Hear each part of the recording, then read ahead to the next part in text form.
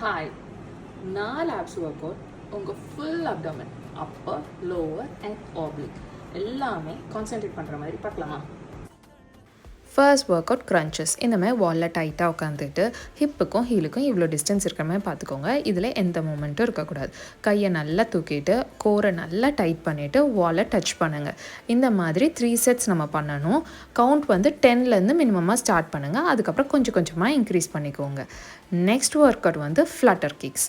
இதுக்கு வந்து கையை வந்து இடுப்பு கீழே வச்சுட்டா கொஞ்சம் பேலன்ஸ் கிடைக்கும். தலையை தூக்கிட்டு இந்த மாதிரி ஃப்ளட்டர் கிக் பண்ணணும். டஃப்பாக இருந்துச்சுன்னா ஃப்ளோரில் கூட தலையை ப்ளேஸ் பண்ணிக்கலாம். தேர்ட் ஒர்க் அவுட் வந்து ரஷ்யன் ட்விஸ்ட். காலை வந்து இந்த மாதிரி செவத்தில் ப்ளேஸ் பண்ணிவிட்டு இப்படி பாடியை ட்விஸ்ட் பண்ணுங்கள்.